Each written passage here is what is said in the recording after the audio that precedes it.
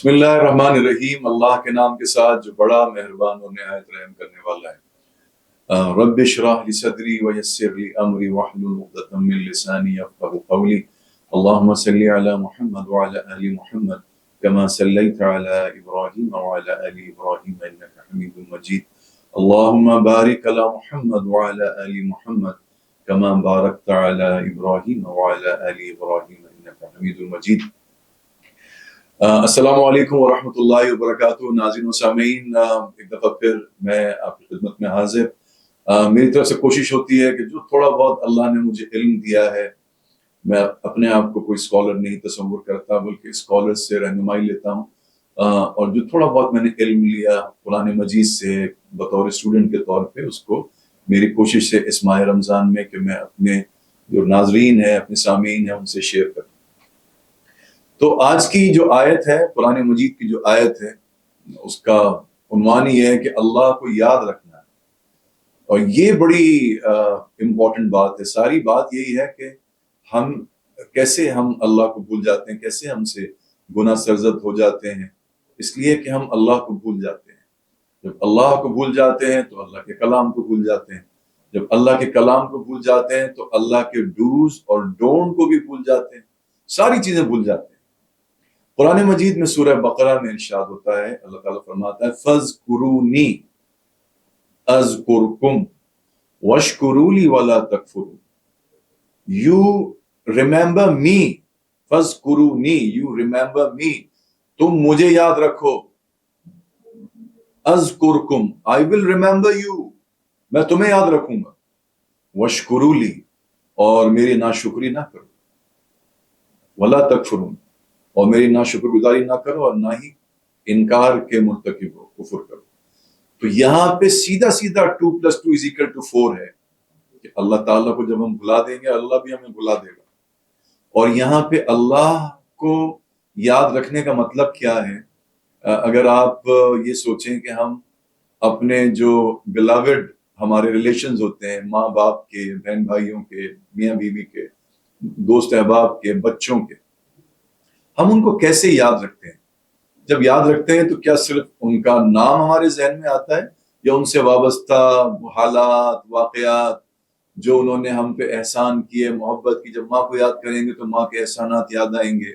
ماں نے جس طرح ہمیں پالا پوسا، پرورش کی، کتنی راتوں کی نیندیں اس نے خراب کی، اور ایسے ہی باپ بھی، ماں باپ دونوں کا برابر کا حصہ ہے۔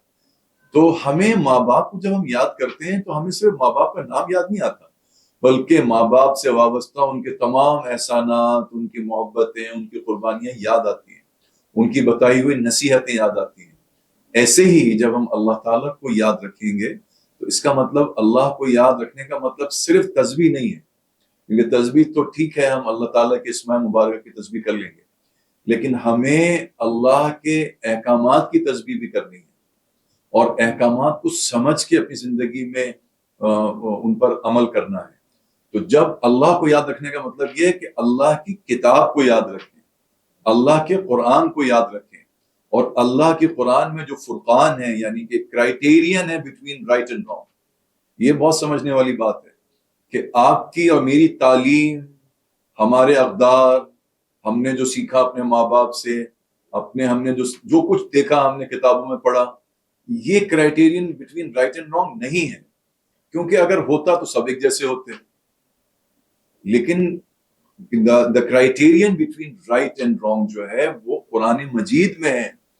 اسی لیے ہم سب کو چاہیے کہ چاہے ہمارا تعلق کسی بھی فرقے سے ہو، مگر ہم قرآن مجید کو ہم ایک بات پہ ہم تہیہ کر لیں، فیصلہ کر لیں کہ ہم we will consider Quran Majeed as a criterion between right and wrong، کیونکہ right and wrong کی تمیز میرے اور آپ کے پاس نہیں ہے۔ تو آج کی آیت فَاذْكُرُونِي أَذْكُرْكُمْ، تم مجھے یاد رکھو، میں تمہیں یاد رکھوں گا۔ وَاشْكُرُوا لِي، اور میرا شکر ادا کرو۔ وَلَا تَكْفُرُونَ، اور میری ناشکر گزاری نہ کرو۔ تو آئیے اس بات کا دوبارہ سے ہم نیت کرتے ہیں، انشاءاللہ اللہ کو یاد رکھیں گے، اللہ کو بھولیں گے نہیں۔ اور جیسے ہم اپنے اور رشتوں کو یاد رکھتے ہیں، اپنے جو میں نے بتایا جن سے ہم محبت کرتے ہیں ان کو یاد رکھتے ہیں، ان کو یاد کرنے کی ضرورت نہیں پڑتی، وہ یاد رہتے ہیں۔ ایسے ہی ہم انشاءاللہ اللہ تعالیٰ کو اس ماہ رمضان میں بہت اچھا مہینہ ہے، کیونکہ یہ اپنے آپ پہ کام کرنے کے لیے، اپنے نفس پہ کام کرنے کے لیے، اپنی ویکنیسز پہ کام کرنے کے لیے، اپنی برائیوں پہ کام کرنے کے لیے بہت ہی اچھا مہینہ اللہ تعالیٰ کی طرف سے ہے۔ اور نبی صلی اللہ تعالیٰ علیہ وسلم کی حدیث مبارکہ بھی ہے کہ جو رمضان کے مہینے میں روزے رکھے گا ثواب کی نیت سے اور اجر کی نیت سے، کیا روزہ تھا یہ؟